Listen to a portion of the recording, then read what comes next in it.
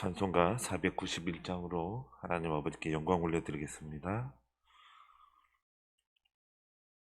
찬송가 491장입니다.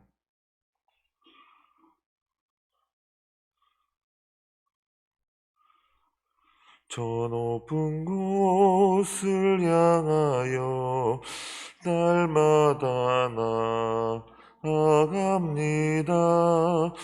내 뜻과 정성 모아서 날마다 기도합니다. 내 주여 내 맘 붙드사 그곳에 있게 하소서. 그곳은 빛과 사랑이 언제나 넘치옵니다. 괴로움과 죄가 있는 곳 나 비록 여기 살아도 빛나고 높은 저곳을 날마다 바라봅니다. 내 주여 내 맘 붙드사 그곳에 있게 하소서. 그곳은 빛과 사랑이 언제나 넘치옵니다. 의심의 악에 거치고 근심에 구름 없는 곳 기쁘고 참된 평화가 거기만 있사옵니다. 내 주여 내 맘 붙드사 그곳에 있게 하소서. 그곳은 빛과 사랑이 언제나 넘치옵니다. 험하고 높은 이 길을 싸우며 나아갑니다. 다시금 기도하오니 내 주여 인도하소서. 내 주여 내 맘 붙드사 그곳에 있게 하소서. 그곳은 빛과 사랑이 나 넘치옵니다. 내 주를 따라 올라가 저 높은 곳에 우뚝 서 영원한 복락 누리며 즐거운 노래 부르리. 내 주여 내 맘 붙드사 그곳에 있게 하소서. 그곳은 빛과 사랑이 언제나 넘치옵니다.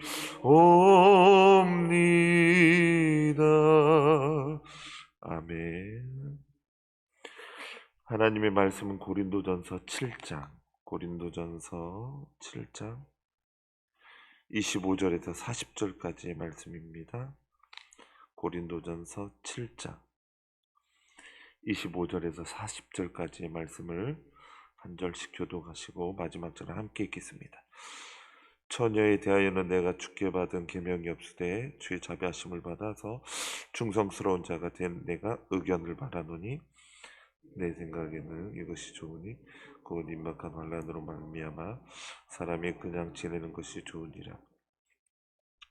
내가 아내에게 배웠느냐 누이기를 구하지 말며 아내에게서 노였느냐 아내를 구하지 말라. 그러나 장가가는 또 죄 짓는 것이 아니요 처녀가 시집가도 죄 짓는 것이 아니로되 이런 일들은 육신의 고난이 있으리니 나는 너희를 아끼노라.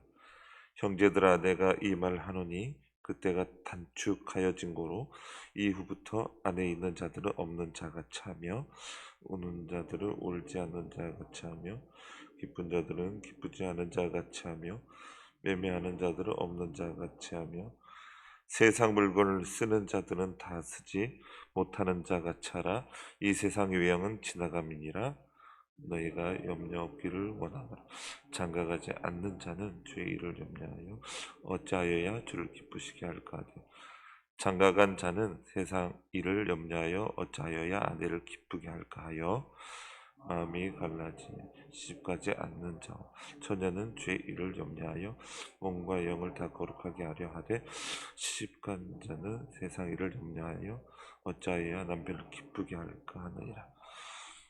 내가 이것을 말함은 너희의 유익을 위함이요 너희에게 올무를 놓으려 함이 아니니 오직 너희로 하여금 이치에 합당하게 하여 흐트러짐이 없이 주를 섬기게 하려 함이라.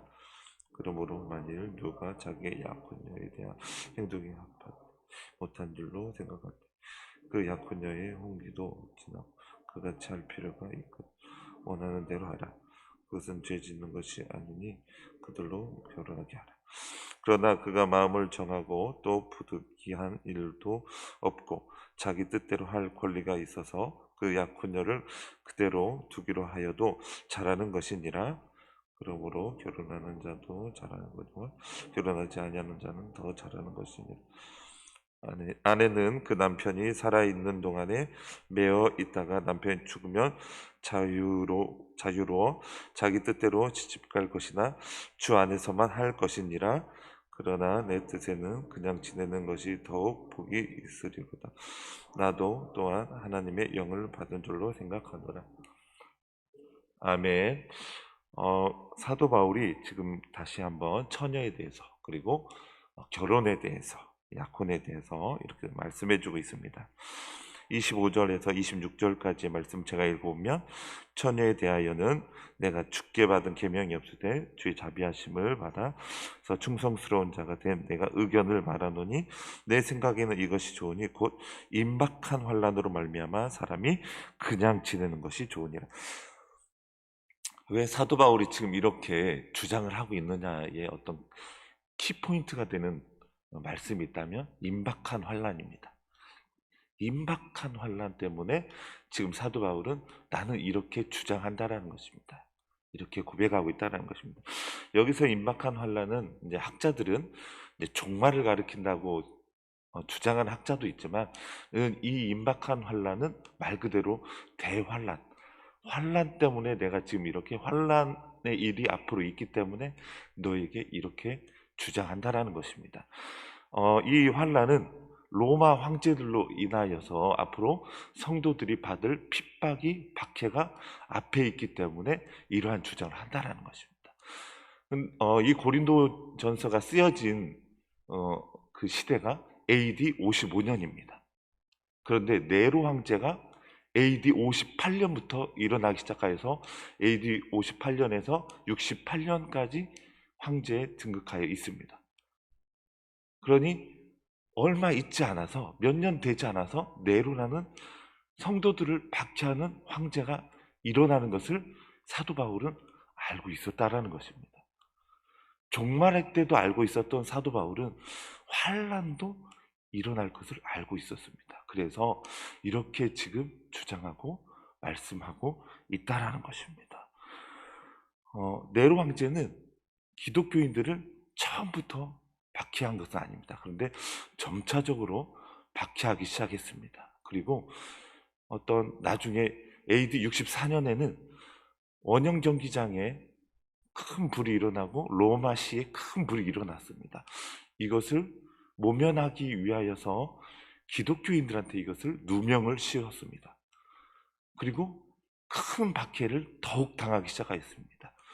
그래서 감옥에 갇히는 것은 우리 원형 경기장에서 사자의 밥이 되든지 화형을 당한다든지 엄청난 고통, 엄청난 환난을 성도들이 당하기 시작하였습니다. 그렇기 때문에 시집 가는 것도 이게 중요한 게 아니고 이제 앞으로 있을 환난 때문에 믿음을 더욱 지키고 믿음을 더욱 든든히 하고 성도 간에 더욱 사랑하며 살아가는 거, 이게 더욱 중요하다라는 것입니다. 더 기도하며 살아가라는 것입니다. 우리 잠시 베드로전서 4장 7절에서 8절까지의 말씀을 한번 찾아서 읽어보도록 하겠습니다. 베드로전서 4장 7절에서 8절까지의 말씀.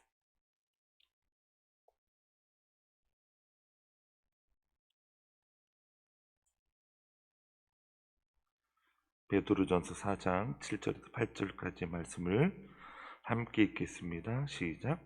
만물의 마지막이 가까이 왔으니 그러므로 너희는 정신을 차리고 근신하여 기도하라. 무엇보다도 뜨겁게 서로 사랑할지니 사랑은 허다한 죄를 덮느니라. 네, 지금 베드로도 요한계시록의 때 이 베드로전서하고 요한계시록의 이 시대가 얼마 차이가 나지 않습니다. 그리고 요한일서도 요한계시록의 때하고 얼마 차이가 나지 않습니다. 이때에 베드로 사도도 임박한 환란이, 엄청난 환란이 있을 것을 알고 있었던 베드로 사도도 지금 더욱 뜨겁게 사랑하라, 뜨겁게 사랑하고 깨어서 기도하라고 말씀하고 있는 것을 우리가 알 수 있습니다. 그런데 요한 1서를 보면 환란을 앞두고 있었는데 성도들 간에 더욱 사랑하고 깨어서 기도해야 되는데 그렇지 못한 모습을 보게 되는 것입니다. 더욱 사랑해야 되는데 요한 1서를 보면 사도 요한은 서로 형제 간에 사랑해야 될 것을 사랑하지 않고 있기 때문에 서로 사랑해야 될 것을 계속 주장하고 있는 것입니다.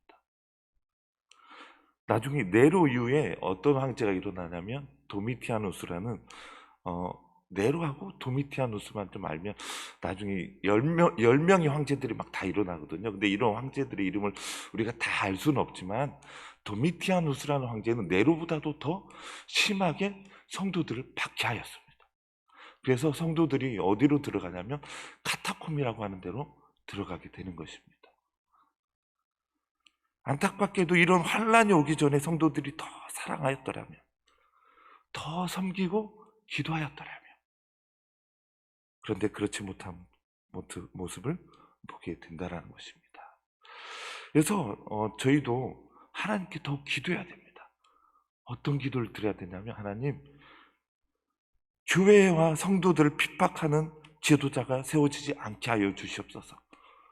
정말 대한민국 땅뿐만 아니고 열방에 교회와 성도들을 박해하지 않는 지도자들이 세워질 수 있도록, 우리나라도 계속해서 이 신앙의 자유를 유지할 수 있도록 주님, 이런 지도자들을 세워주시옵소서. 두 번째로는 저는 그런 기도를 드렸으면 좋겠다는 생각을 합니다. 저 시진핑도, 저 김정은도, 저 푸틴도 복음을 믿게 하여 주시고 예수님을 믿게 하여 주시옵소서. 그러면 저들을 통하여서 복음의 통로가 되고 복음의 도구가 되어서 많은 이들이 예수님 믿게 될 것입니다. 또한 세 번째로는 이 마지막 때에 주님 오실 날이 가깝다고 하는 이 시대에 예수님의 사랑으로 살아가며 깨어서 기도하게 하옵소서. 주님의 사랑으로 살아가며 주님의 마음을 본받아서 깨어서 기도하게 하옵소서.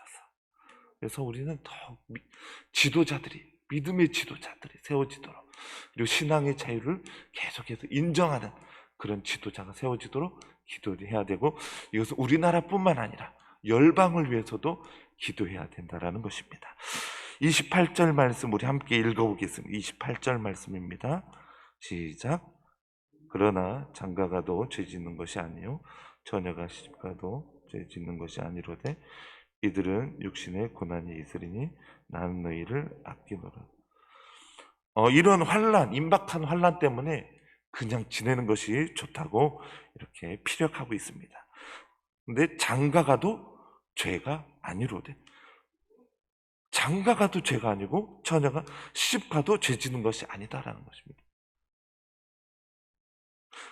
죄가 아닌 것을, 고린도 교회 성도들은 죄가 아닌 것을 죄로 여기는 사람들도 있었다라는 것입니다. 그렇기 때문에 그것을 알려주고 있는 것입니다. 죄가 아닌 것을 죄로 알고, 어떤 것은 죄인데도 죄가 아닌 것으로 아는 그런 성도들도 있었다라는 것입니다. 죄가 아닌 것을 죄로 알면 삶이 너무나 무거워집니다. 죄가 아닌데 죄로 알아서 정죄감에 빠지면 사람이 너무나 삶이 너무나 무거워집니다. 어려워집니다. 고통스러워집니다. 그래서 이미 우리가 사도 바울이 이혼도, 갈라서는 것도, 부부간에 갈라서는 것도 죄가 아니다라고 알려줬습니다. 그런데 어떤 성도님들, 저희 교회 성도가 아니라 다른 교회 성도님들 보면 그 성도님들 중에 이혼이, 갈라서는 것이 죄로 여겨서 내가 하나님 앞에 너무나 큰 죄를 지었다, 함께 잘 살아보려고 노력을 엄청 했습니다. 근데 너무 맞지 않으니까 어쩔 수 없이 갈라섰는데도 불구하고 이것을 죄로 여겨서 너무너무 고통스러워하는 그런 성도들도 있었다라는 것입니다. 죄가 아닌데, 사도 바울은 갈라서는 것은 성도들 간에 갈라서는 것이 죄가 아니라고 이미 알려주었습니다. 그런데 죄가 아닌 것을 죄로 아니까 정죄감에 빠져서 살아가는 성도들도 있다라는 것입니다.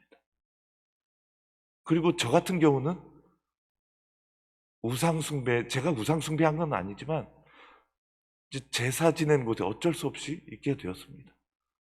친척들이 제사 지내다 보니까. 근데 거기에서 사과를 저희 친척이 저한테 먹어보라고 했습니다. 거기에 놓았던 그 사과였습니다. 저는 사과를 너무 먹고 싶었습니다. 사과를 먹었습니다. 그런데 누군가 그것이 저한테 죄라고 저한테 얘기를 했습니다. 어릴 적의 일입니다. 저는 전혀 몰라요. 나중에는 내가 너무 큰 죄를 지었구나. 정말 그것이 길게 저한테 자리 잡았었다라는 거죠. 그런데 고린도전서에 보면 우상숭배 제물을 먹는 것은 죄가 아니다라고 알려주고 있습니다. 그런데 우상숭배했던 제물을 먹음으로 말미암아 믿음이 약한 자들이 시험에 빠질 수 있다라는 것입니다. 그러니까 덕을 세우기 위하여서 그런 제물을 먹지 않는 것이 낫지 않겠느냐, 너희 자유가 누구에게 올무가 되지 않기 위하여서 노력하라는 그런 말씀이 있습니다. 죄가 아닌데 죄로 알아가지고 무거움을, 그리고 정죄감에 빠지는 사람들도 있다라는 것입니다. 그래서 저희도 어떤 분별의 은사를 받아서 죄가 아닌 것을 죄로 여기지 않고 죄인 것을 죄가 아닌 것으로 여기는 그런 일이 있지 않기를 원합니다. 보면은 또한 분명히 엄청난 죄인데 죄가 아닌 것으로 여기는 사람들도 있다라는 것입니다. 동성애가 엄청난 죄입니다. 하나님께서 얼마나 싫어하시는 죄인지 모릅니다. 오죽 있으면 소돔과 고모를 하나님께서 불과 유황을 거기에 내리셨다라는 것입니다. 그런데 얼마 전에 신학대학교에서, 저도 거기에서 예배 드렸던 곳인데, 신학대학교에서 대학생들이 이 무지개 깃발을 몸에 걸치고 예배 드리는 신학생도 있었습니다. 엄청난 죄인데도 죄로 여기지 않고, 죄가 아닌 것을, 죄인 것을 죄로 알지 못하면 계속 죄를 짓다가 어려움에 빠질 수가 있습니다. 저희는 하나님의 은혜로 말미암아 잘 분별하여서 죄인 것을 죄로 알고 죄가 아닌 것은 분명히 죄가 아닌 것으로 잘 알아서 무거움에 빠지지도 않고 어려움에도 빠지지 않고 멸망에도 빠지지 않는 저와 우리 성도님들 다 되시기를 원합니다.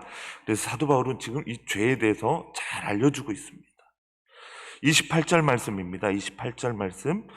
이런 이들은 육신의 고난이 있으리니 나는 너희를 아끼노라. 왜 지금 육신의 고난이 있다고 하냐면 임박한 환난 때문에, 네로 황제 때문에, 아니면 도미투아누스 황제 때문에 여러 황제들이 이제 기독교인들, 성도들을 박해하기 시작합니다. 그래서 이제 숨거나 도망치는 일들이 발생하기 때문에 그래서 고난이 있을 것을 나는 너희를 아낀다.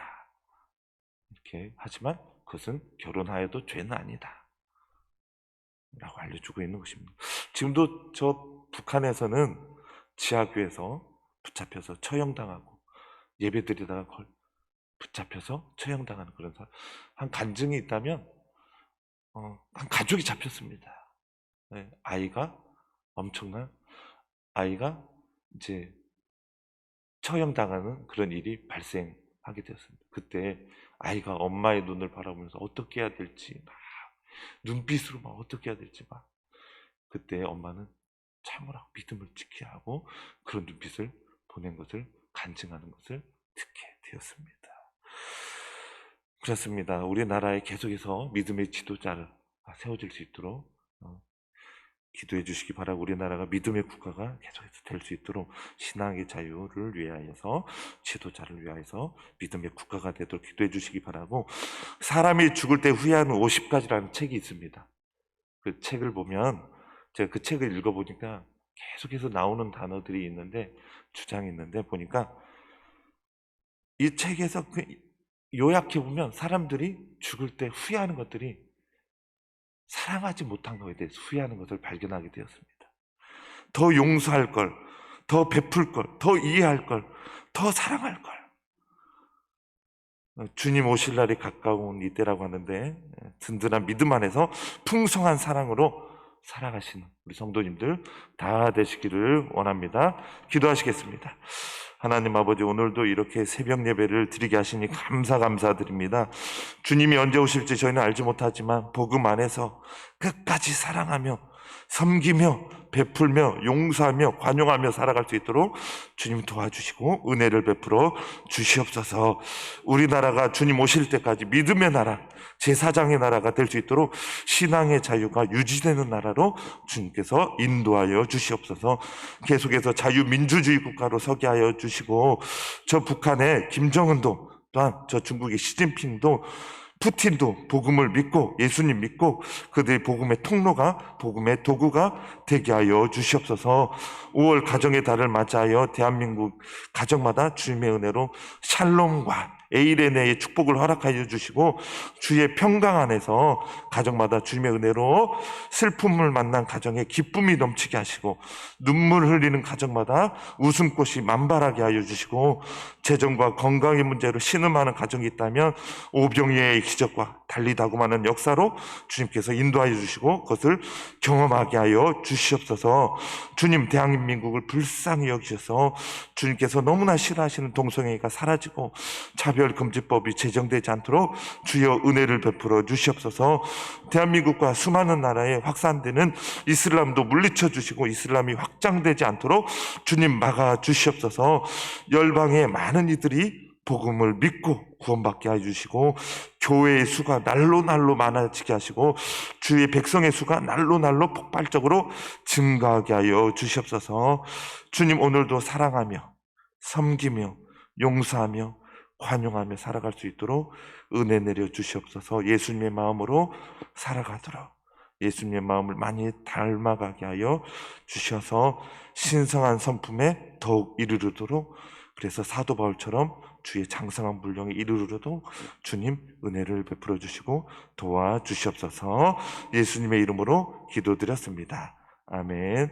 하늘에 계신 우리 아버지, 아버지의 이름을 거룩하게 하시며 아버지의 나라가 오게 하시며 아버지의 뜻이 하늘에서와 같이 땅에서도 이루어지게 하소서. 오늘 우리에게 일용할 양식을 주시고 우리가 우리에게 잘못한 사람을 용서하여 준 것 같이 우리 죄를 용서하여 주시고 우리를 시험에 빠지지 않게 하시고 악에서 구하소서. 나라와 권능과 영광이 영원히 아버지의 것입니다. 아멘.